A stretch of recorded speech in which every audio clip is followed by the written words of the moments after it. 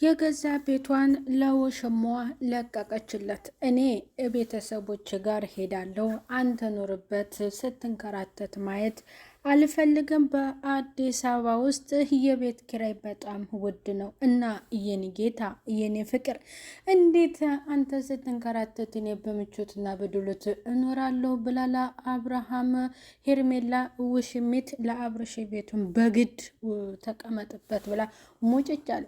እንዴት እንዲህ አይነትማ ነገር በጭራሽ አይሆንም ሲልም እሱ ቢነግራትም እሷ ደግሞ እኔ እየመጣሁኝ ምግቡን በገዛ ቤቴ አበስልልሃለሁ፣ በቃ እናንተ የግል ነገር እንደሌለ ስትንከራተት ልቤ በጣም ተጨነቀች አለችው። እንደ አይነት ነገር ልትነግሪኝና ይህንን ሀሳብ ልትተነፍሽ ከሆነ እየጠራሽኝ አልመጣም፣ በጭራሽ የማይሆን ነገር ነው ቢላትም ዛሬ ደግሞ እንዴት እንዳማረብህ የኔ ውድ እያለች እየነካካችው ነበር።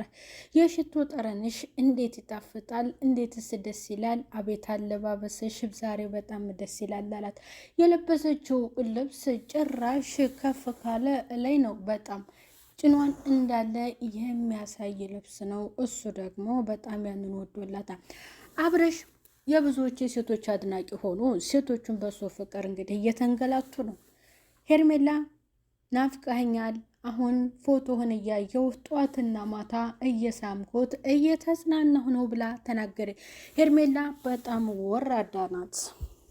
ለሩታ ያልሆነ ወስላታ ወንድ ወደ እሷ ማምጣቷና ይህንን ሀሳብ ደግሞ እሷ ስላሰበችው ይደብራል።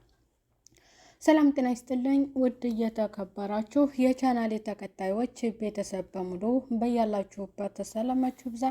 ለቻናሉ አዲስ የሆናችሁ ሰብስክራይብ እያደረጋችሁ ቪዲዮውን ላይክ እና ሼር በማድረግ እስከ መጨረሻው እንድትከታተሉ ትላለሁኝ። ሄርሜላ ወራዴት፣ ሄርሜላ የአብርሃም ውሽሜት፣ ቤቴን አንተ ኑርበት፣ በቃ እኔ ልሄድ ቤተሰቦች ጋር ብሆን ይሻለኛል፣ አንተ ጥሩ ላይ እስከምትሆን የሆቴል አኗኗርህ ወይንም ያረፍክበት እንዴት ነው? ተመችቶሃል ወይ? ከአሁን በፊት እያሰብኩት ለአንተ ለብቻ አንድ ክላስ ለመስጠት ነበር። ያ ደግሞ ነፃነት እየሰጠህ አልመሰለኝም እና ሁሉንም ለአንተ ልስጥህ፣ በቃ አንተ ኑርበት፣ አንተ ተደስተህ ማየት ነው የምፈልገው ብላ ለአብርሃም ነገረችው። አብርሃምን እየደባበሰችው ነው። አብርሽ እንግዲህ ከሴቶች ጋር አልጠፋም ብሏል። ይሄ ልጅ ድርጊቱ ምንድን ነው? ሩታስ የጠላችው ይሄ ልጅ ወስላታ ሆኖ ነው ወይንስ በቃ ውስልትለት ያለ ወስላታ ሆኖ ነው? እዛም አንቺም ታምሪያለች ደግሞ ከምንም በላይ ጌታን እያሉ የሚምሉት ነገር በጣም ይደብራል ማለት ነው። እና ሄርሜላ ሻንጧን አዘጋጅታ ወደ ቤተሰቦች ጋር ሄዳለሁ፣ አንተ ቤቱን እንኖርበት ምናምን ምናምን እያለ ለእሱ ነገረችው። እሱ ደግሞ ያን እንደማይሆን ነግሯታል። በግድ አልፈልግም ሲላት ይህን ያክል ሙጭጭ ተብሎ አይደረግም ማለት ነው። እንግዲህ የሩታም ወንድም በትላንትናው ዕለት ከዛ ቤት ከገዛ ቤቱ እንዲወጣ ነግሮት ነበረ። ከባድ ጸብ ተፈጥሮ ነበረ። እህቷም አክስቷም ወይዘሮ ገነትም ምንድነው እኔ የመጣሁት ሁለታችሁ ለማስማማት ነበር እያለች ነበረ። አብርሃም ደግሞ እኔን ያስወጣችኝ ለምንድነው ሌላ ሰው የምኖርበት የሚል ሀሳብ ሁሉ በጣም በቤት ከባድ ጸብ ተፈጥሮ ነበር ማለት ነው። ዛሬ ደግሞ ጭራሽ ሄርሜላ ሀሳብ ወደ እነሱ ጋር ጥሩ እንዲስማሙና እዛ ላይ የተፈጠረውን ነገር ማጣራት ሲገባት እንደገና ወደ እኔናና የኔን ቤት ተረከበኝ እኔ ጋር ሆነ። ምንድነው የሚያስተላልፉት ትምህርት? እኔ እኮ አብረሽ ሩታ እንትና ሄርሜላ ምናምን ምናምን ምናምን ምንድን ነው የሚያስተላልፉት? አረ ጋሽም ራሱ እነሱን እየመሰለ መጥቷል። ጋሽ እነሱ በውሸት በቃቃ ጨዋታ በፈንዝም ብሎ ለሚጫወቱት ጋሽም እንደነሱ እየጀመረ ነው። እውነት ይደብራል። ያው ገንዘብ መቼም የማያደርገው ነገር የለም። ክብርን ማጣት ጥሩ አይደለም እና ይሄ ልጅ አሁን ወልዷል። የሆነ ሽልጥልጥልጥ ባይል አብርሃም ጥሩ ነው ማለት ነው። ቁም ነገር ነው። የሆነ ቁም ነገር ቢሰሩ መልካም ነገር ቢሰሩ ተከታይ ያላቸው ግን ቁም ነገር ሳይሆን ዘና የሚያደርግ ነው እንጂ የሚያደክም የሚያለፋ ነገር አይደለም። ብዙ ጊዜ የሚሰሩት መቼም እኛም እየተከተልናቸው ነው። ግን ደግሞ ከኛ ህዝቡ ምን ይማራል?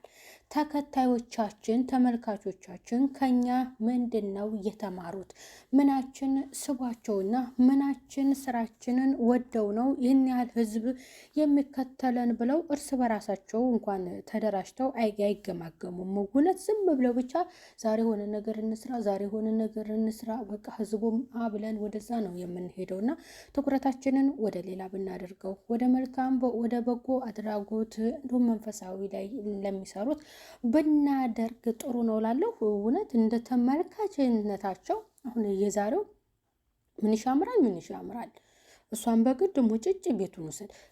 ተመልካቹ እስኪ እናንተ እውነት እስኪ ገምግሙ ብትባሉ ወይንም ነጥብ ስጡ ጥሩ ብትባሉ ከነኝህ ልጆች ምንድነው የተማራችሁት? እስኪ አንድ ነጥብ ዱቅ አድርጉ በኮመንት ስሬስ። እንዴ በግድ ቤቴን አንተ ኑርበት፣ እየመጣሁ በገዛ ቤቴ ምግብ እሰራልሃለሁ የኔ ጌታ፣ እሱ መደባበስ፣ ጉንጩን መሳም ምናምን፣ ትካሻው መነካካት ምናምን፣ ያችኛዋም እንደዚያው የገዛ ሚስቱ ስግጥ ፍምስ ነገር።